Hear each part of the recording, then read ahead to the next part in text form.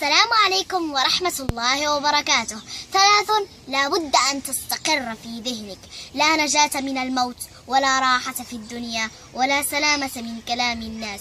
يقول أحد الصالحين: إذا ضاقت في وجه الدنيا قرأت صفحات من القرآن، وما هي إلا أيام ويفتح الله لي من حيث لا أحتسب رزقا وعلما وفهما.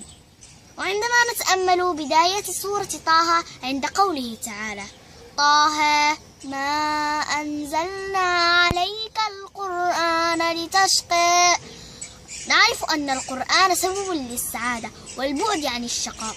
ولو تأملنا نهاية نفس السورة عند قوله تعالى: ومن أعرض عن ذكري فإن له معيشة ضنكا، نعرف أن من أهم أسباب الضنك والضيق والكآبة هو البعد عن كتاب الله وذكره.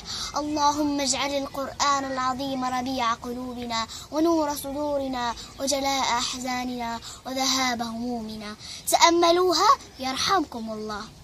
ما أجمل الفجر، فريضته تجعلك في ذمة الله، وسنته خير من الدنيا وما فيها، تجتمع فيه ملائكة الليل والنهار.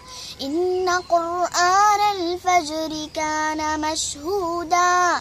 جاذبية القرآن: الذين يعيشون مع القرآن تلاوة وحفظا ينفردون بخاصية رائعة، وهم كلما استمالتهم الدنيا جذبهم القرآن إليه بلطف فعادوا تائبين. كم من الهموم انفرجت بسبب ركعة، وكم من الأمراض شفيت بسبب دعوة، وكم من أمور تيسرت بسبب دمعة.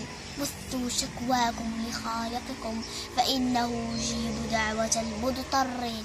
عبارة هزتني كثيرا: نحن في امتحان، وفي أي لحظة قد يتم سحب ورقتك وينتهي وقتك الذي خصصه الله لك.